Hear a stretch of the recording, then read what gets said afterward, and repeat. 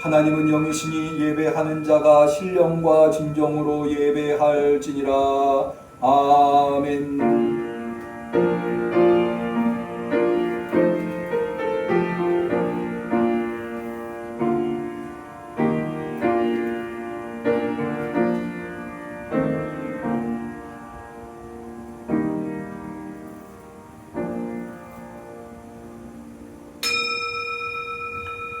형제가 연합하여 동거함이 어찌 그리 선하고 아름다운고, 머리에 있는 보배로운 기름이 수염 곧 아론의 수염에 흘러서 그 옷깃까지 내림 같고, 헐몬의 이슬이 시온의 산들에 내림 같도다.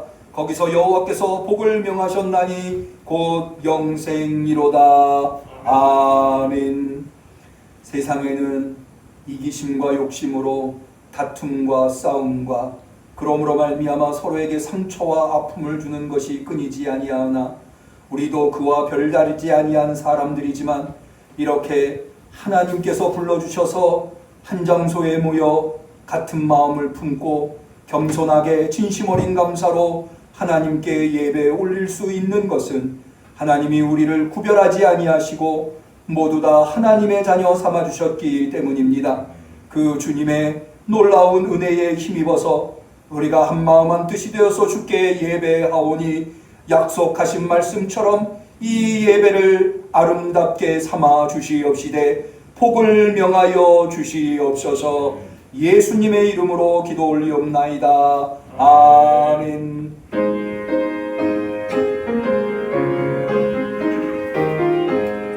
이 지구 위에 거하는 온 지파 족속들, 온 지파 족속들, 그 크신 위엄 높여서 만유의 주를 찬양하세. 찬양 찬양 찬양 만유의 주 찬양. 아멘.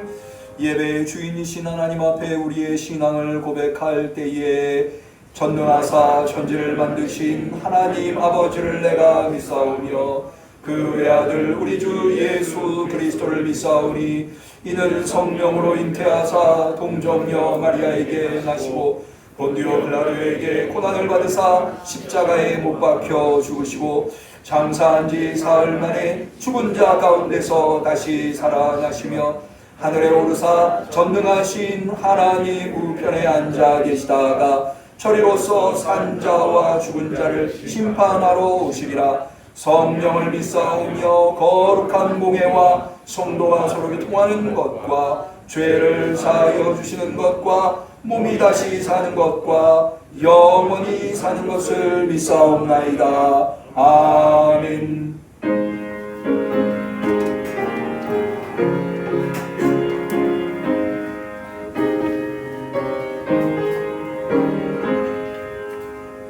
예수가 우리를 부르는 소리 금성 부드러워 문 앞에 나와서 사면을 보며 우리를 기다리네.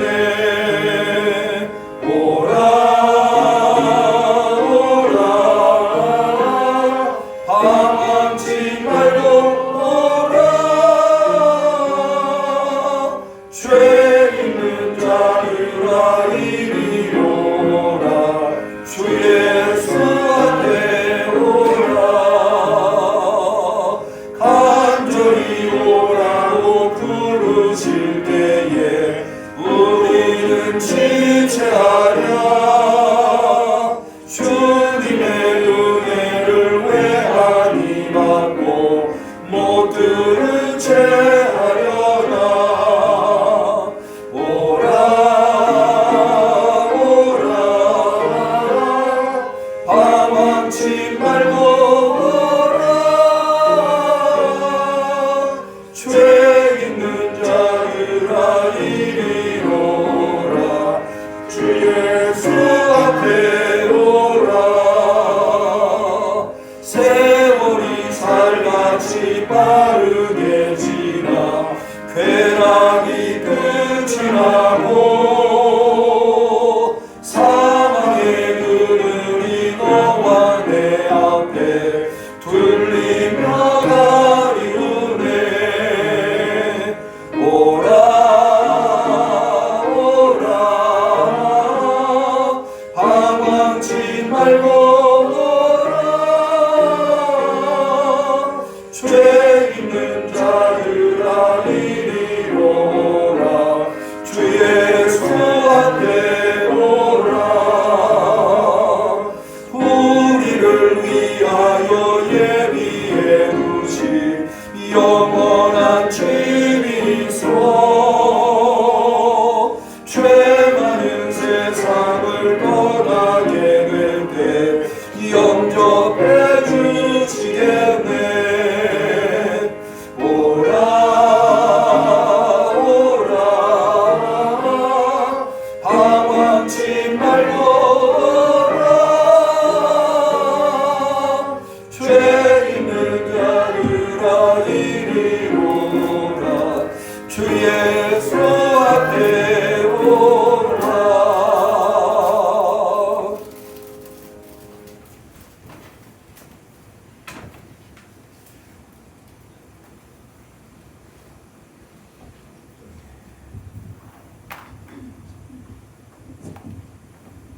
기도하시겠습니다. 온 우주 만물을 창조하시고 주관하여 주시는 하나님 아버지 감사드립니다. 오늘도 복주심을 약속하신 거룩한 주를 허락하시고 신령과 진정으로 예배드리게 하심을 감사드리옵나이다. 지난 한 주간도 승리하게 하시고 우리 주님의 품 안에서 지켜주시고 인도해 주심을 감사드리옵나이다. 특별히 너무나도 긴 지루한 장마를 잘 견디게 하시고 이제 얼마 남지 않은 한두 주간의 무더위도 잘 이겨낼 수 있도록 인도하여 주시옵소서. 내게 능력 주시는 자 안에서 내가 모든 것을 할 수 있느니라고 말씀하신 것처럼 주님만이 나의 모든 것 되시고 나는 할 수 없지만 우리 주님께서 내게 능력 주시면 내가 할 수 있습니다라고 고백하며 주님께 내 삶을 모두 맡기는 응함 성도님들로 삼아 주시옵소서. 눈에는 아무것도 보이지 않고 귀에는 아무 소리 들리지 않고 손에는 아무것도 잡히지 않아도 오직 믿음으로 장차 다가올 것을 확신하게 하시고 안 되는 것을 되게 하시고 망하는 것을 흥하게 하시고 패배를 승리로 가난을 부여로 변화시켜 주시는 성령님의 도우심으로 믿음에 굳게 서는 응함인들로 삼아 주시옵소서. 앞으로의 50년 100년도 응함교 성도님들은 주님만 의지하고 주님만 바라보며 믿음대로 나아가는 축복을 허락하여 주시옵소서. 주님께서 허락하신 역전 성전 이곳에서 모든 성도님들이 기도하며 새 성전의 꿈과 비전을 품고 준비하게 하심을 감사드리옵나이다. 여호와여 주는 죄를 이수년 내에 부응하게 하옵소서라고 하박국 기자가 기도한 것처럼 하나님께서 응함교회 명령하신 새 성전의 사명을 감당하기 위해 하나님께 소리 높여 부르짖는 응함 성도님들의 기도를 들으시고 응답하여 주시옵소서. 올 한 해 동안 응함 성도님들 기도하며 새 성전 건축이라는 큰 도전을 능히 이겨낼 수 있도록 사명을 완수할 수 있도록 능력에 믿음 위에 믿음을 더하여 주시옵소서. 이제 곧 공사를 시작하는데 아무런 어려움 없이 사고 없이 계획대로 진행될 수 있도록 인도하여 주시옵소서. 이를 위해 기도하며 수고하는 건축위원장님과 시공사를 축복해 주시옵소서. 육신의 불편함으로 고통 가운데 있는 연로하신 성도님들과 노 권사님들 그리고 응암성들을 기억해 주시고 치료의 손길로 고통이 사라지게 하시고 어서 속히 일어날 수 있도록 온몸에 힘을 더하여 주시옵소서. 아멘. 살아가는 응한 성도님들은 한 분도 어느 누구도 코로나 감염자가 발생하지 않도록 지켜 보호하여 주시옵소서. 아멘. 시원찬양대 아름다운 성가를 받아주시고 준비한 대원 한 사람 한 사람을 기억하셔서 하늘의 크신 축복을 내려 주시옵소서. 아멘. 이제 말씀을 듣습니다. 목사님께서 기도로 준비하신 진리의 말씀을 선포하실 때 진리가 응함인들 가운데 임할 수 있도록 성령께서 강권적으로 함께하여 주시옵소서. 아멘. 더욱 집중하며 은혜의 시간으로 인도하여 주시옵소서. 아멘. 예배의 시종을 주님께 맡겼고 하나님께서 홀로 영광 받으실 줄 믿사오며 이 모든 말씀을 오늘도 살아계셔서 역사하시며 새 성전을 건축하시는 예수님의 이름으로 기도합나이다. 아멘.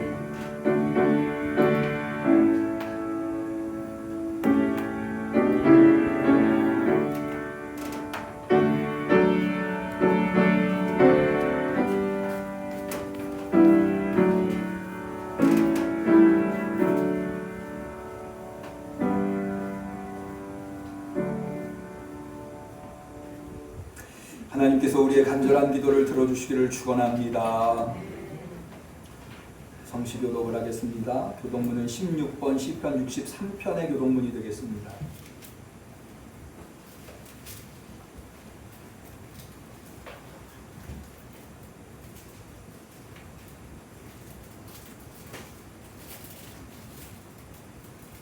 교독문 16번 시편 63편. 하나님이여 주는 나의 하나님이시라. 내 영혼이 주를 갈망하며 내 육체가 주를 앙모하나이다. 내가 주의 권능과 영광을 보려 하여 이와 같이 성소에서 주를 바라보았나이다. 주의 인자가 생명보다 나음으로 내 입술이 주를 찬양할 것이라. 이러므로 내 평생에 주를 송축하며 주의 이름으로 인하여 내 손을 들리이다. 골수와 기름진 것을 먹음과 같이 내 영혼이 만족할 것이라. 내 입이 기쁜 입술로 주를 찬송하되 내가 나의 침상에서 주를 기억하며 밤중에 주를 묵상할 때 하오니 주는 나의 도움이 되셨습니다. 같이 합니다. 내가 주의 날개 그늘에서 즐거이 부르리이다. 아멘. 하나님의 말씀은 로마서 11장 29절에서 32절까지 말씀이 되겠습니다.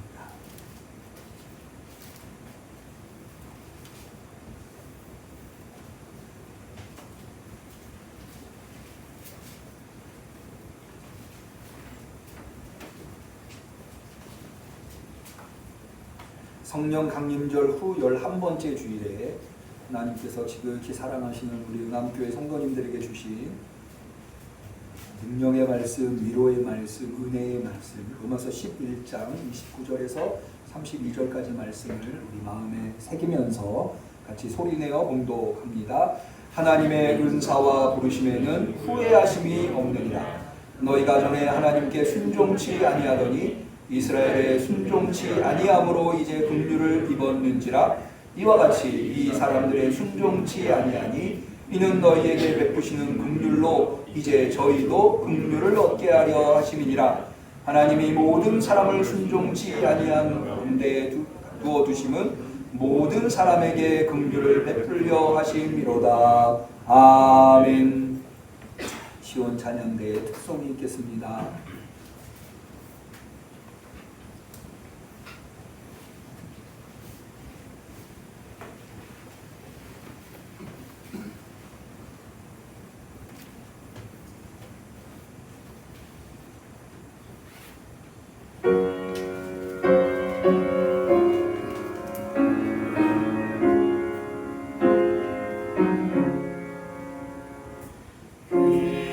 귀하신 주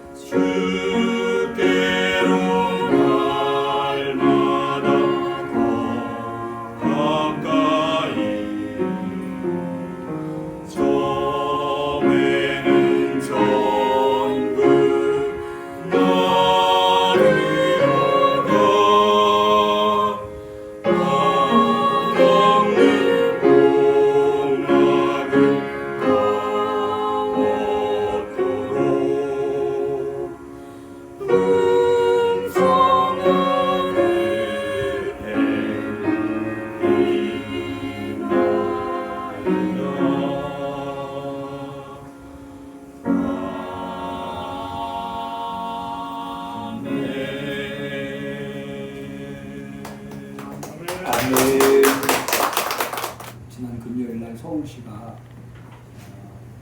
모든 종교시설에 대한 집합 제한 명령, 이건 집합을 금지하는 게 아니고요.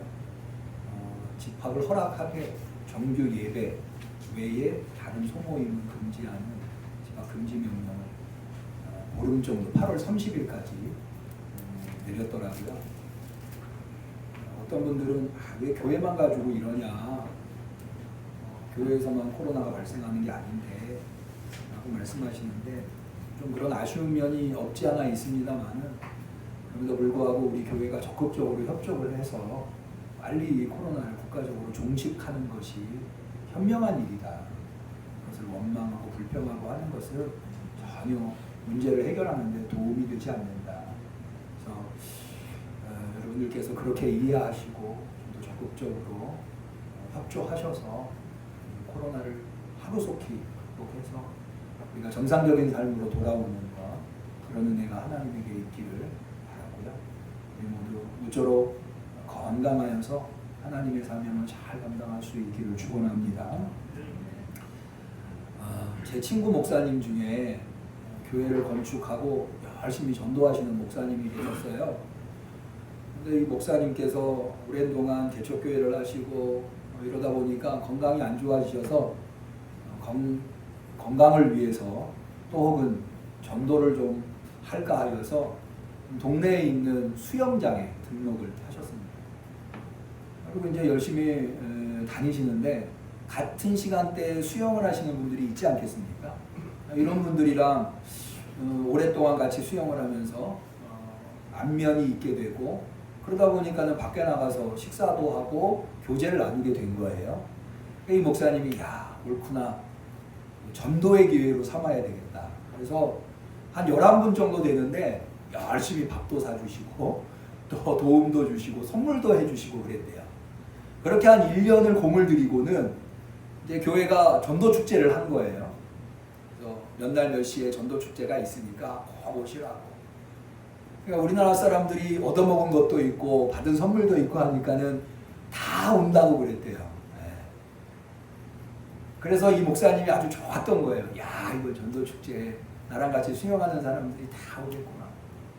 그래서 아주 기분이 좋았는데 막상 전도 축제를 하니까 몇 명이나 왔을 것 같으세요?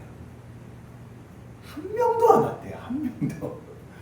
내가 이게 속상해가지고 저한테, 제가 이제 친구니까 저한테, 아유, 그 인간들은 예수 믿을 것들이 못 된다, 이렇게 이제 속상해서 하시는 이야기겠죠. 네, 그렇게 얘기를 하시더라고요. 근데 제가 그 얘기를 들으면서 이제 그 예수 믿을 인간들이 못 된다라는 말을 듣고는 예수 믿을 인간이라고 하는 것, 예수 믿을 사람이라고 하는 것, 곧 구원받을 사람이라고 하는 것이 따로 있는가 라는 생각을 좀 해보았어요. 그럼 한 걸음 더 나아가서 나는 예수 믿을 사람인가? 예수 믿을 사람이라고 하는 게 구원받을 사람이라는 건데 나는 구원받을 사람인가? 라는 생각에 미치게 된 거예요. 그런데 그 생각이 굉장히 중요한 생각이더라고요. 왜냐하면 여러분, 우리가 구원받았다고 하는 것, 우리의 구원을 지켜주는 것은 내가 구원받았다고 하는 확신을 갖는 것도 중요하지만 내가 끊임없이 구원받은 사람인가를 의심해 보는 것, 점검해 보는 것. 여러분, 건강도 그렇지 않나요? 아, 난 건강해. 그리고는 병원도 안 가고, 그런 사람은 한 번에 건강이 사라질 수 있는데 내가 건강한가?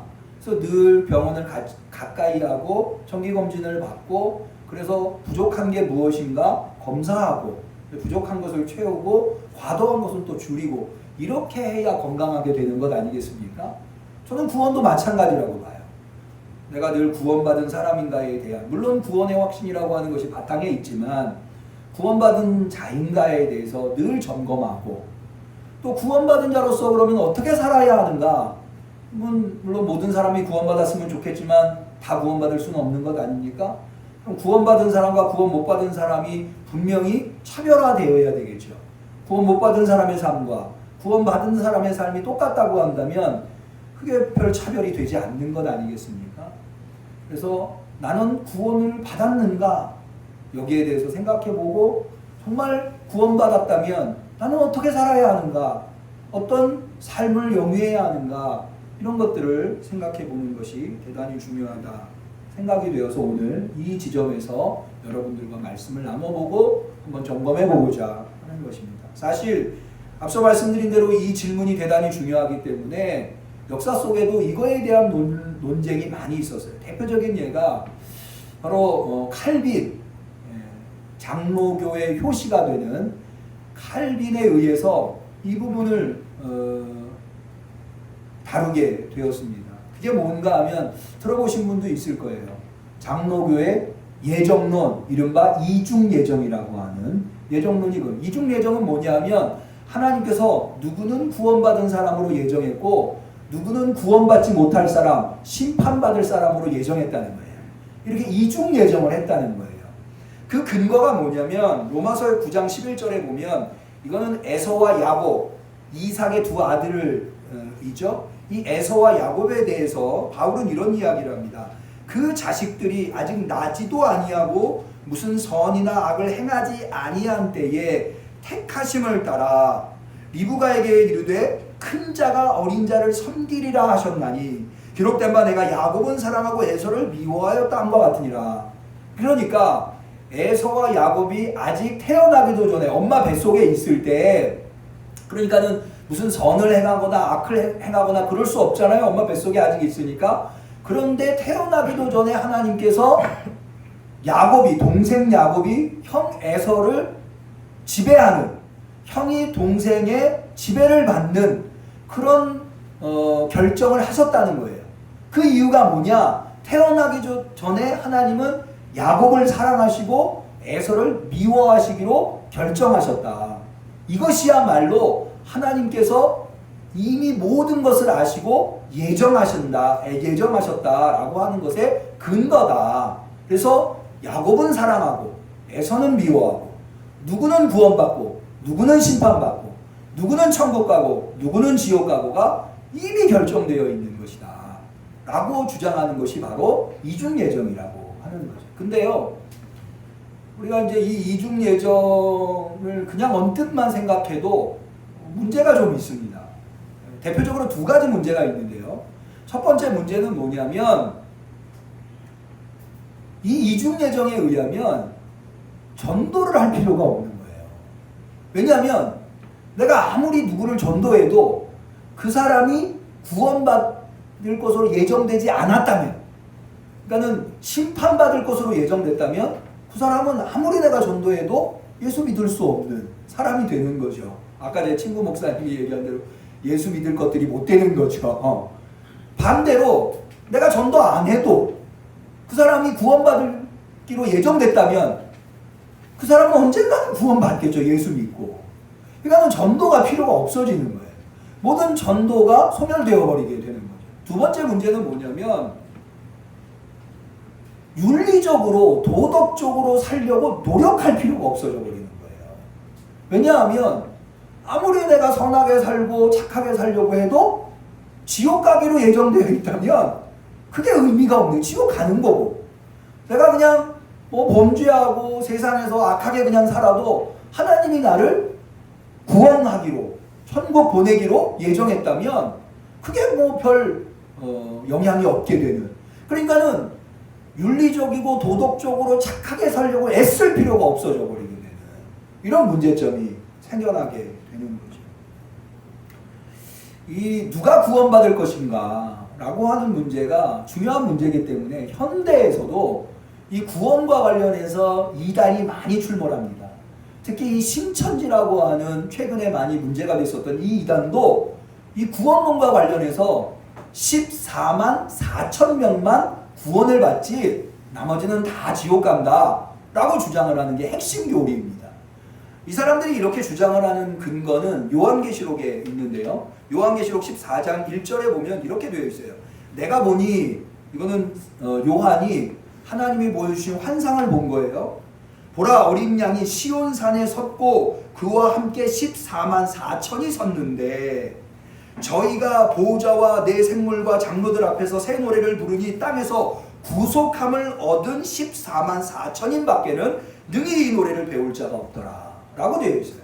그래서 이 14만 어린 양, 예수님을 의미하는 건데 이 어린 양과 시온산에 함께 있는 14만 4천 명만 구원을 받는다고 요한계시록에 기록되어 있으니 14만 4천 명만 구원을 받는다 라고 하는 거죠.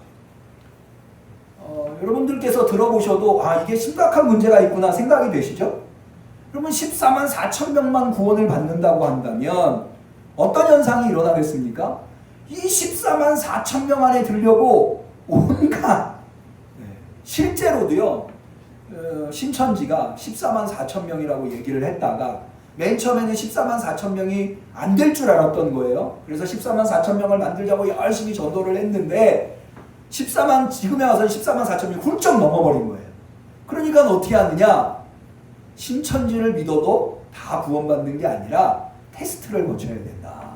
그래서 14만 4천 명을 순서를 매기는 거예요. 그래서 14만 4천 안에 드는 거예요. 그래서 시험도 보고 마치 직장 다니시는 분들 고과 성적을 매기듯이 헌금 많이 한 사람 점수 얼마 주고 이렇게 하는 거죠. 그런 것들을 통해서 구원을 받는다고 한다면 이게 얼마나 많은 심각한 문제들이 있습니까? 사실 이런 문제가 발생하게 된 이유는요. 이 요한계시록에 나오는 7장에도 나오고 14장에도 나오는데 이 요한계시록에 나오는 이 14만 4천이라고 하는 수가 문자적인 의미가 아니라 요한계시록의 대부분의 언어들이 그렇습니다만은 상징적인 심볼리즘 그 의미를 모르기 때문에 이렇게 해석하는 거예요. 그냥 문자에만 매달려서. 만약에 그렇다고 한다면 여러분 아까 14장에 뭐라고 되어 있습니까? 어린 양과 어디에 있는 시온산에 함께 섰는 14만 4천이라고 되어 있거든요. 그러면 우리는 구원받기 위해서 다 어디 가야 돼요? 네, 시온산에 가야죠. 시온산이 어디 있어요? 예루살렘에. 여기서 우리가 예배하고 예수님 믿고 하는 게 의미가 없어져 버리는 거예요. 다 시온산에 가야 되는 거예요. 이 요한계시록이 이야기하는 14만 4천은 어떤 의미냐면 이스라엘이 12지파잖아요. 12지파의 각각의 지파마다 구원받은 사람들이 12 곱하기 1000, 12의 1000배가 되는 12,000명이 각각의 12지파에 있어서 총 14만 4천이 된다는 거예요. 이 12이라고 하는 숫자는 여러분 잘 아시다시피 이스라엘이 12지파잖아요. 그리고 거기 각 지파의 12의 1000배라고 하는 것은 완전히 하나님이 구원하시기로 한 사람들이 한 사람도 낙오 없이 온전히 구원받는다고 하는 의미의 14만 4천 명이지 그 단어 오직 14만 여러분 인류 역사 속에요 얼마나 많은 그리스도인들이 수백억의 그리스도인들이 있는데 그 중에 14만 4천 명만 구원을 받는다고 한다면 아마 태반이 구원을 못 받지 않을까라는 생각이 들 정도로 그러니까 이게 문자의 의미를 잘못 요한계시록이라고 하는 책을 잘못 이해하고 이런 결론을 내리게 되는 것이다. 그러면 성경이 이야기하는 하나님의 구원의 대상은 누군가? 또 그 하나님은 그 구원의 대상을 어떻게 구원으로 인도하시는가? 그리고 그 구원받은 사람들은 어떤 삶을 살아야 하는가? 하나님이 구원하시는 하나님이 그런 이들한테 어떤 삶을 요구하시는가? 라고 하는 이 중요한 질문에 대해서 저는 오늘 우리가 같이 읽었었던 로마서 11장에서 그 답을 찾아보려고 하는 것입니다. 제가 왜 로마서를 선택했는가 하면 로마서는 바로 이 문제에 대해서 아주 집중하고 있는 책이기 때문에 그렇습니다. 로마서는 기독교 교리사, 기독교 역사에서 아무리 강조해도 그 중요함이 지나치지 아니한 대단히 중요한 책. 대표적인 예로 여러분 기독교의 신학의 기초를 놓은 사람을 아우구스티누스, 흔히 어거스틴이라고 하는데 어거스틴이 원래 마니교 성도였거든요. 그런데 기독교인이 된 것이 무엇을 통해서 됐느냐? 로마서 때문에 됐어요. 로마서로 말미암아 기독교인이 되어서 이 신학의 기초를 놓았죠. 뿐만 아니라 우리 개신교의 뿌리라고 할 수 있는 마틴 루터도 바로 이 로마서에 나와 있는 말씀을 통해서 종교개혁을 일으킬 수 있게 되었던 것을 우리가 볼 때에 이 로마서는 기독교 역사에서 대단히 중요한 책이다. 그러면 로마서가 어떤 내용을 다루고 있길래 왜 그토록 기독교의 교리와 역사에 중요한 의미를 던졌는가? 이 로마서가 기록된 목적이 그렇기 때문에 그렇습니다. 왜냐하면 바울은 이 로마서를 로마 교회에게 보낸 편지로 기록한 건데요. 왜 바울이 로마 교회에게 편지를 보냈느냐? 로마 교회는 바울이 세운 교회가 아니에요. 바울이 로마서를 기록할 당시에 바울은 어떤 상황이었는가 하면 로마 제국 안에서 로마라고 하는 도시를 중심으로 동쪽으로, 그러니까 지금의 그리스 터키 지역입니다. 그 지역으로 어느 정도 선교를 했어요. 동쪽으로. 그리고 이 동쪽 선교의 거점, 바울이 도움을 많이 받아서 이 로마 제국의 동쪽 선교를 할 때에 그 도움을 받았었던 교회가 여러분이 잘 아시는 시리아에 있는 안디옥 교회라고 하는 교회예요. 이 교회의 도움을 받아서 로마 제국의 동쪽 선교를 어느 정도 했어요. 1, 2, 3차 전도 여행을 통해 사도행전 잘 나오죠. 로마서를 쓸 당시에는 이미 동쪽 선교가 끝나고 서쪽 선교, 로마 제국의 로마를 중심으로 해서 서쪽 선교를 계획하고 있었습니다. 근데 바울의 선교가 어떤 선교입니까? 이방인 선교잖아요. 유대인을 대상으로 한 선교가 아니라 이방인 선교이기 때문에 로마 교회에 마치 동쪽을 선교할 때 안디옥 교회의 도움을 받았듯이 로마 제국의 서쪽 선교를 위해서 로마 교회의 도움을 받고 싶었던 거예요. 그런데 이 로마 교회는 바울이 세운 교회가 아니에요. 바울보다도 먼저 있었던 교회였어요. 그러니까 이 로마 교회의 도움을 받으려고 하면 바울이 하는 사역과 그 사역을 왜 해야 하는지에 대한 당위성, 그것을 로마 교회에 설명할 필요가 있었던 거예요. 그것을 로마 교회에 납득시켜야 했던 거죠. 그래야 로마 교회의 후원을 받을 수 있었으니까. 그래서 자신이 이때까지 해온 선교 사역과 모든 신앙의 체계를 잘 정리해서 기록해 놓은 책이 바로 로마서예요. 그래서 이 로마서는 바울의 신앙과 신학, 그의 선교 사역이 잘 정리되어, 잘 묘사되어 있는 매우 학문적인 책이라고 할 수가 있습니다. 그래서 이 책이, 이 로마서가 많은 기독교 사상가들한테 영향을 준 거예요. 그런데 이 로마서가 앞서 말씀드린 대로 바울이 이방 선교를 왜 해야 하는가에 대한 당위성을 설명했다고 했는데, 그것을 설명하는 방식이 크게 두 가지입니다. 하나는 1장에서부터 11장까지가 이론적 배경을 설명을 하고요. 12장에서부터 16장까지는 실천적 배경을 설명을 합니다. 그러니까 이론편과 실천편으로 구성되어 있는 게 로마서예요. 그러면 오늘 우리가 읽은 본문은 어디에 해당하냐? 로마서 11장 29절에서 32절을 읽었죠. 그렇기 때문에 이방 선교를 왜 해야 하는가에 대한, 이방 선교가 어떻게 가능했고 이것을 왜 해야 하는가에 대한 결론 부분이라고 할 수가 있어요. 그런데 이 결론 부분에서 바울이 해결해야 할 문제가 하나가 있었는데, 그게 뭐냐 하면 이스라엘을, 하나님이 이스라엘을 어떻게 다루시는가. 자, 이것을 알려면 이 설명을 들으셔야 돼요. 뭐냐 하면, 여러분, 바울이 이방 선교를 하게 된 이유가 뭐냐면 이스라엘의 불순종 때문에 이방인들을 향한 선교가 시작됐다고 바울은 이야기해요. 이게 무슨 얘기냐면, 로마서 1장에는 하나님께서 모든 피조만물을 만드실 때에 거기에 하나님이 누구시며 하나님이 어떤 분이신가에 대해서 분명히 알 수 있는 하나님의 성품을 담아두셨다는 거예요. 그래서 누구도 하나님이 없다고 핑계치 못한다는 거예요. 그런데 모든 사람, 이방인을 포함한 모든 사람, 대부분은 이방인이죠. 이방인들은 그런 하나님을 섬기지 않고 하나님한테 불순종해서 우상을 섬겼어요. 그래서 하나님께서는 이스라엘을 선택하셔서 이스라엘을 하나님의 백성으로 삼으셨죠. 그런데 정작 하나님께서 이스라엘을 구원하시려고 예수 그리스도를 보내셨는데, 이스라엘은 하나님의 구원의 방식을 수용하지 않고 자기들의 방식으로 구원을 얻으려고 했어요. 그게 뭐냐 하면 바로 율법을 준행함으로 말미암아 자신의 공을 쌓아서 자신의 공과 자격으로 구원을 얻겠다고 하는 방식이에요. 이것은 하나님이 세우신 구원의 방식과는 다른데, 하나님은 그런 자격이나 공로에 의해서 구원하는 것이 아니라 전적인 하나님의 은혜와 긍휼로 말미암아 구원하시기를 원하셨어요. 이게 왜 하나님은 그럼 왜 여러분 우리가 쉽게 생각하면 아니 우리가 어떤 것을 얻으려고 할 때 그것을 얻을 만한 자격을 갖춰서 그것을 얻는 것은 정당한 것 아닙니까? 이스라엘 사람들이 유대인들이 하나님이 주신 율법 그것을 철저하게 잘 지켜서 그걸 통해서 구원을 얻겠다고 하는 게 뭐가 나쁩니까?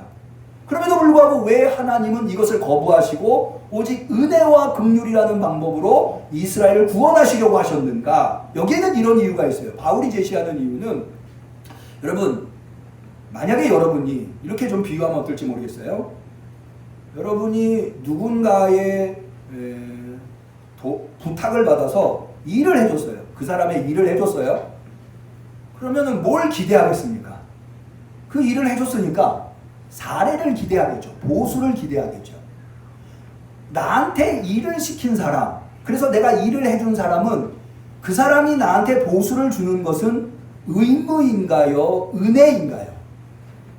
의무죠. 만약에 내가 일을 해줬는데 그 사람이 나한테 보수를 안 줘요? 그럼 나 어떻게 하겠어요? 따지겠죠. 너 왜 내가 네 일을 해줬는데 나한테 보수를 주지 않느냐? 라고 하겠죠. 왜 그렇습니까? 그 사람은 그런 의무를 가지게 되었기 때문에. 자, 율법을 통해서 어떤 공로를 통해서 자격을 통해서 구원을 얻겠다고 하는 것은 하나님에게 구원의 의무를 지워드리겠다고 하는 것이 바탕에 깔려 있다는 거예요. 그러니까는 내가 뭔가 행동을 해서 공을 쌓아서 그래서 자격을 얻어서 하나님이 나한테 구원을 주지 않을래야 않을 수 없게 만들어 놓는 거죠. 하나님을 제한하는 거예요. 그러나 하나님은 어떤 분이세요? 무엇에도 제한받지 않는 분이세요. 하나님이 우리에게 뭔가를 주신다고 한다면 그것은 하나님이 우리에게 뭔가를 주실 의무가 있어서 주는 게 아니고 하나님의 전적인 자유로운 선택에 의해서 그것을 뭐라고 해요? 하나님의 은혜. 하나님의 은혜로 말미암아 우리가 받을 수 있는 거지 하나님이 우리에게 뭔가를 주셔야만 하기 때문에 우리에게 주시는 분은 아니라고 하는 거죠. 바로 공로를 통해서 자격을 얻어 구원을 얻겠다고 하는 것은 바로 이 하나님의 은혜에 하나님의 성품에 하나님과 인간과의 관계에서 반드시 지켜져야만 하는 이 은혜의 법칙 이것을 훼손하는 거예요. 그래서 하나님은 그런 방법으로 구원을 베풀려고 하지 않으시는 거죠. 그래서 유대인들한테 구원을 베풀기 위해서 은혜로 구원을 베풀기 위해서 보내주신 분이 누구냐? 예수 그리스도라고. 예수 그리스도를 믿음으로 구원을 얻게끔 이거는 하나님의 은혜의 방식이었어요. 그런데 유대인들은 어떻게 했나요? 그 예수님을 거부했죠. 이게 불순종이에요. 그러므로 말미암아 비록 이방인들이 우상을 섬겨서 하나님한테 불순종했지만 이방인들은 오히려 유대인들이 거부한 예수님을 수용했죠. 믿었죠. 영접했어요. 그런 이방인들이 중에 하나가 바로 저와 여러분들이에요. 그렇게 이방인들이 예수님을 영접함으로 말미암아 비록 자신들은 우상 숭배를 했지만 하나님의 은혜와 긍휼을 입어서 구원을 얻게 된 거예요.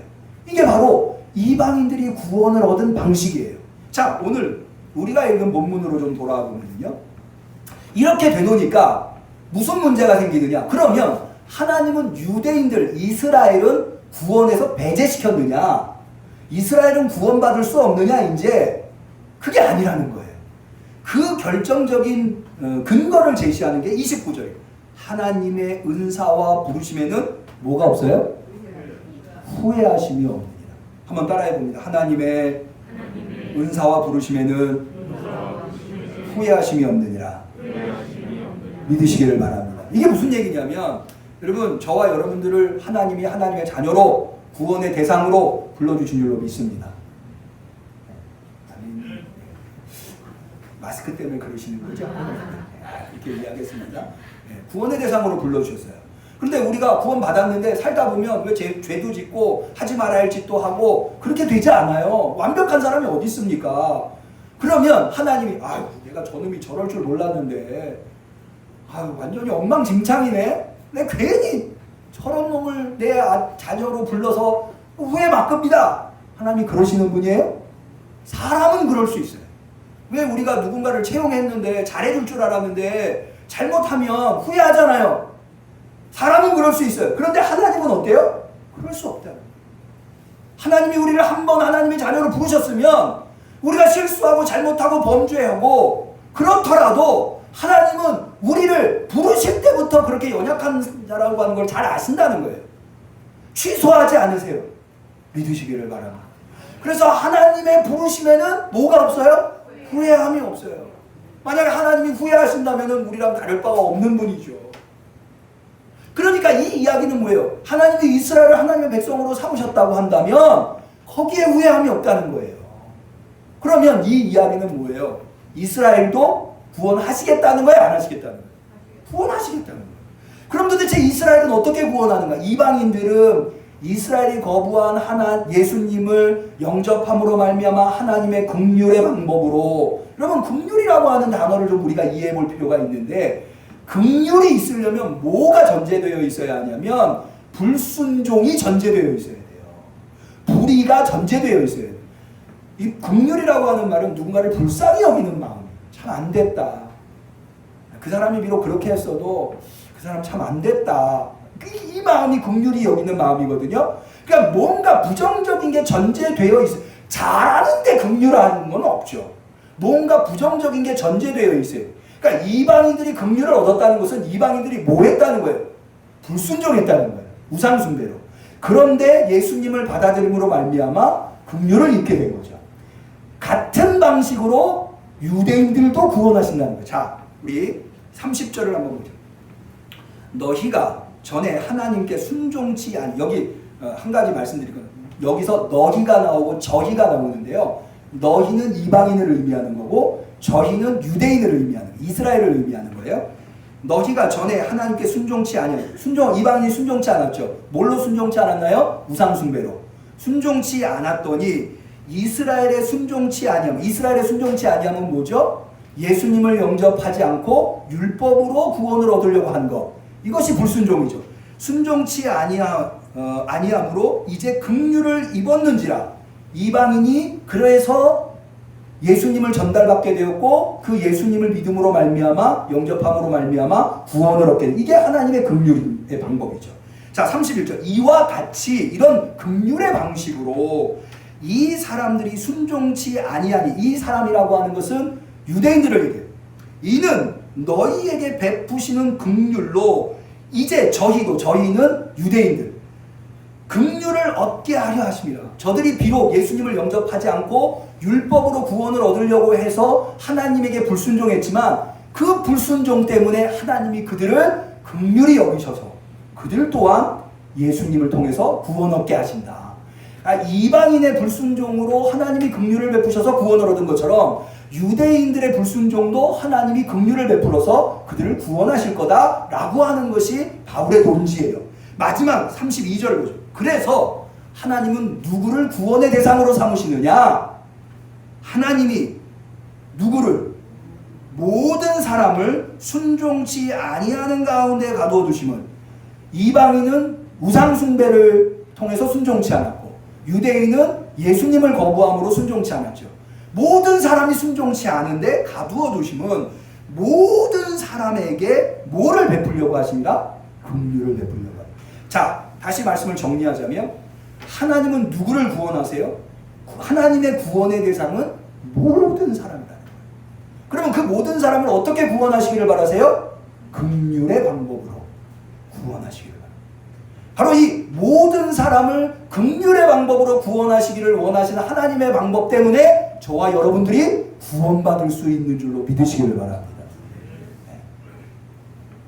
그런데요, 여기에는 한 가지 바울이 숨겨두고 있는, 내포하고 있는 게 있어요. 그게 뭐냐면 이 하나님의 긍휼이라고 하는 개념, 이게 이제 은혜인데요, 이 은혜에는 책임이 있다는 거예요.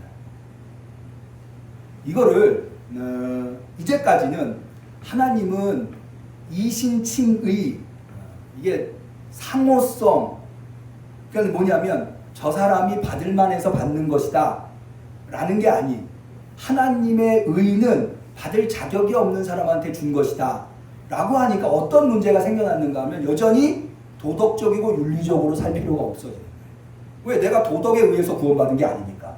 윤리적인 행동에 의해서 구원받은 게 아니에요. 그런데 그럼 바울이 정말 그리스도인들의 윤리적이고 도덕적인 삶을, 행동을 의도하지 않았느냐? 그거는 바울이 말한 은혜라고 하는 단어를 오늘날 우리식으로 이해를 해서 그렇지, 바울의 1세기 시대의 은혜라고 하는 단어는 그런 의미가 아니었다는 거예요. 그러면서 현대의 바울 연구에 대단히 중요한 신학자가 존 마클레이라고 하는 사람인데, 이 사람이 4년 전에 쓴 책이 뭐냐면 바울과 선물이라고 하는 책을 썼어요. 조금 어려운 책인데요. 저는 이 책을 읽으면서 대단히 감동을 많이 받고 은혜를 많이 받았는데, 이 책에 의하면 존 마클레이에 의하면 1세기의 은혜는 선물의 개념인데, 이 선물은 뭐와 같으냐? 오늘날 우리가 한국 사회로 따지면 우리의 부조문화, 왜 경조사에 우리가 조의금이나 축금을 내는 그것과 같다는 거예요. 이 고대 1세기 사회는요, 이 인간관계가 모두 다 선물로 이루어져 있다는 거예요. 선물로.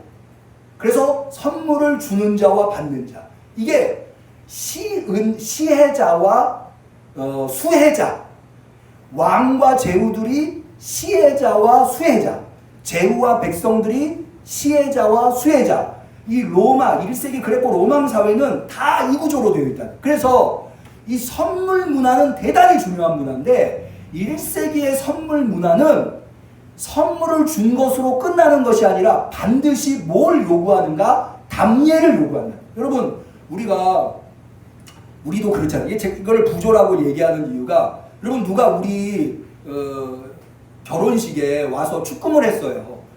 우리나라는 꼭 뭐 씁니까? 방명록 쓰잖아요. 그거 왜 써요? 네? 그 사람 잔치에 내가 하려고. 그게 뭐예요? 인간으로서의 도리잖아요.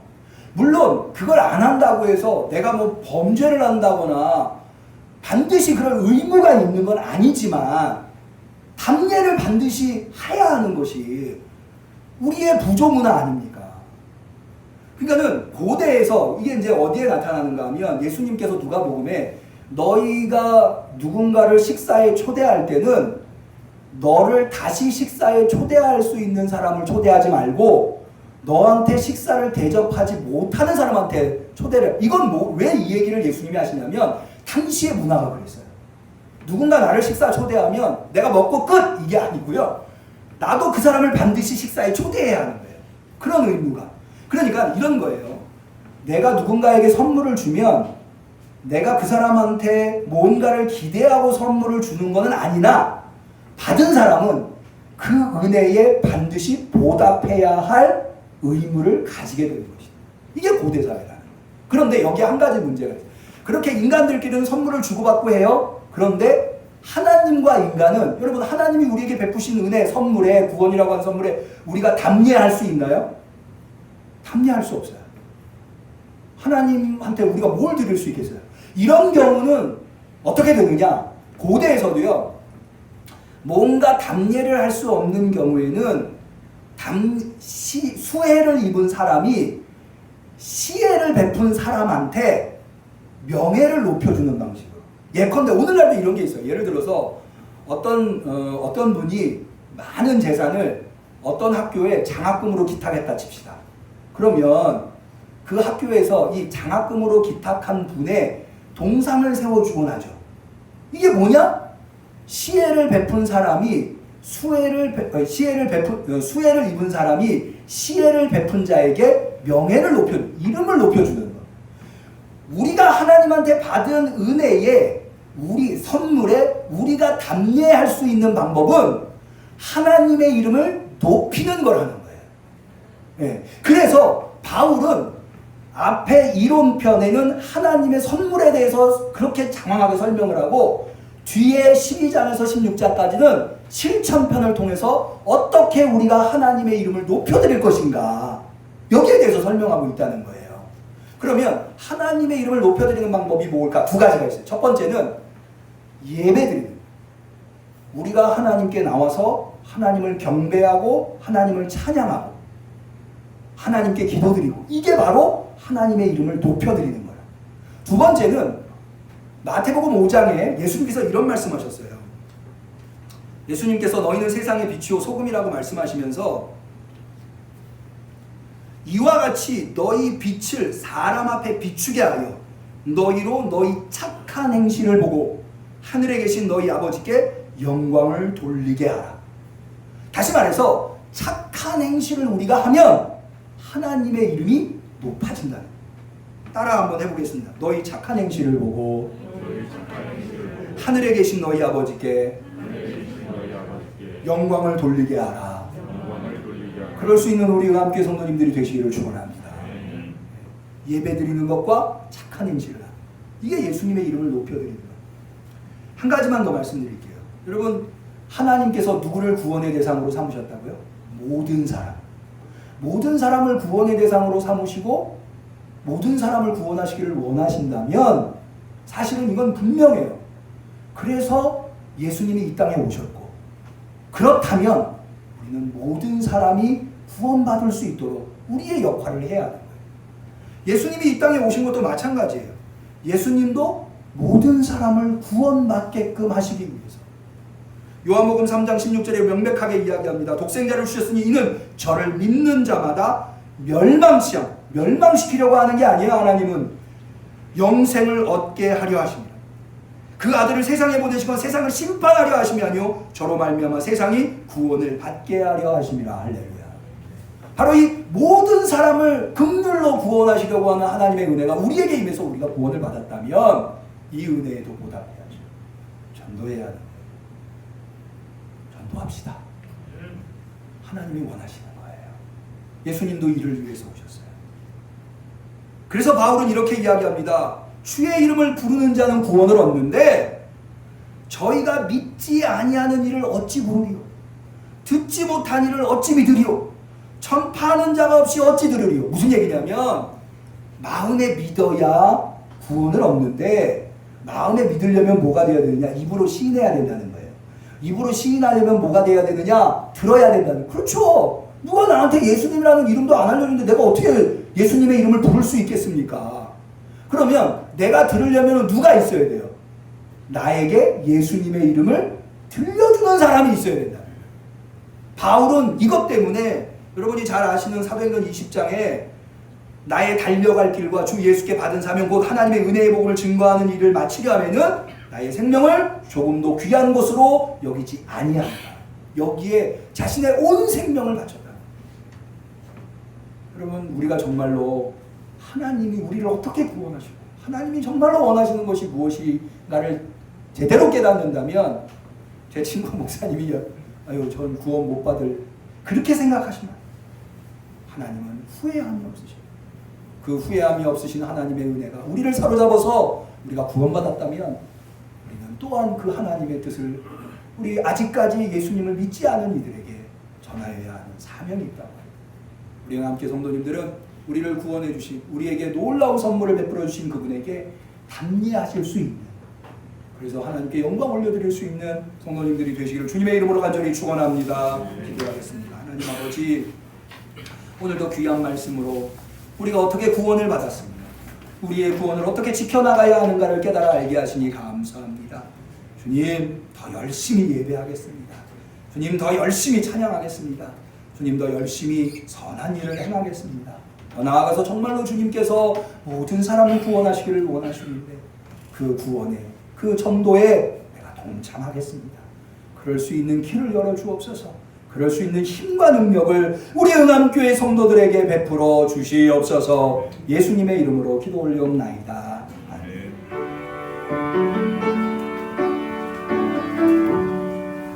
내 모든 소원 기도의 제목 예수를 담기 원함이라. 예수의 영상 나의 길 위에 세상에 보아끼지 않네. 예수를 담기 내가 원하네. 날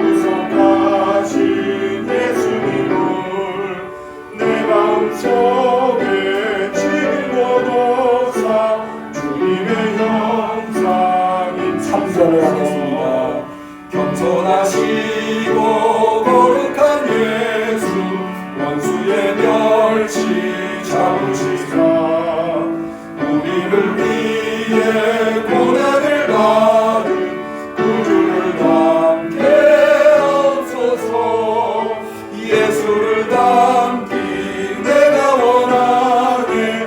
날 구속하신 예수님을 내 마음속에 지은 모노사 주님의 형상 인치소서.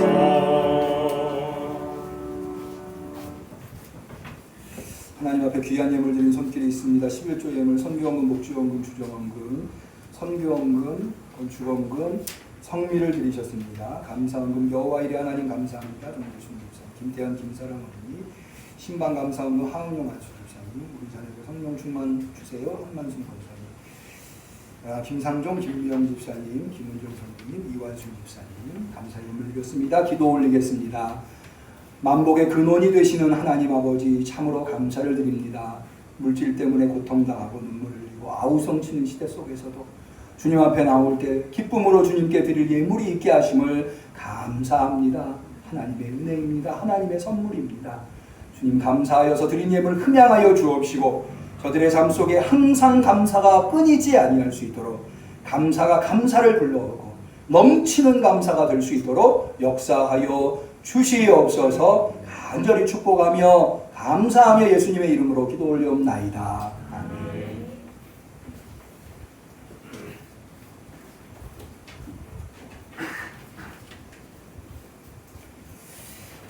이번 주에 생일을 맞으신 성도님이 계시네요. 우리 정재상 집사님께서 이번 주에 생일이시네요. 정 집사님 이렇게 매주 빠지지 않으시고 예배에 참석해 주셔서 너무 감사하고 올해도 건강하시길 바라고요. 이현묵 장로님도 이번 주에 생일이시네요. 예, 축하드립니다. 늘 애를 쓰시는데 항상 기도하시는 것 응답되기를 바랍니다. 제가 두 분 위해서 잠깐 기도해드릴게요. 자리에서 잠깐 좀 일어나실까요? 기도하겠습니다. 만복의 근원이 되시는 하나님 아버지, 이번 주에 이렇게 정재성 집사님과 이현묵 장로님 생일을 맞이하시게 되었습니다.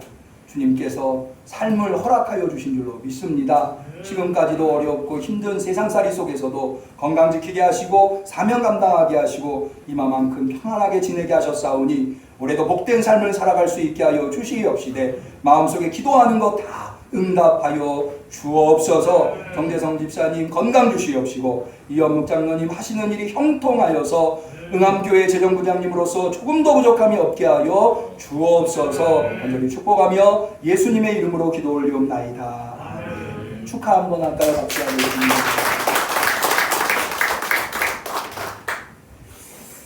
광고하겠습니다.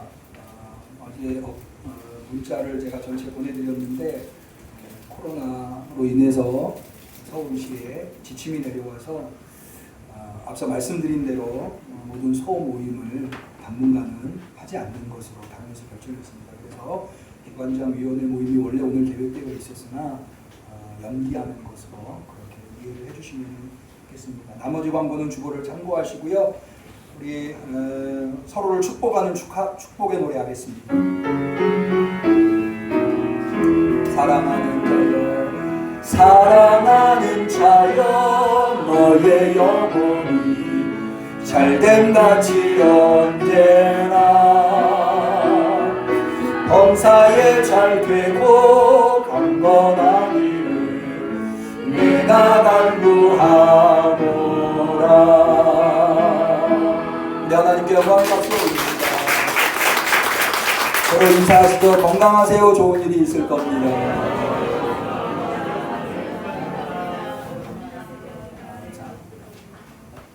송명하시겠습니다.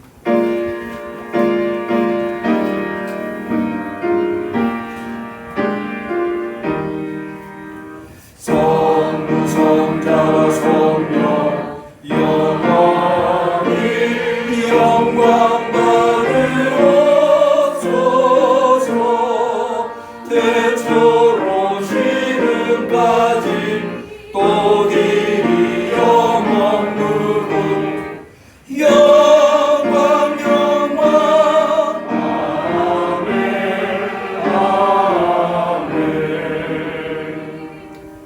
이제는 모든 사람을 하나님의 긍휼로 구원하시기를 원하시는 예수 그리스도의 은혜와 하나님 아버지의 사랑과 성령님의 교통 충만 역사하심이 그 긍휼의 선물을 받은 자로서 하나님 앞에 담례하는 삶, 예배 열심히 하고 선한 행실을 하며 전도하는 삶을 살기로 결단하는 우리 응암교회 성도들 머리머리 위에 우리 응암교회 위에 지금부터 영원까지 함께 하시기를 간절히 축원하옵나이다.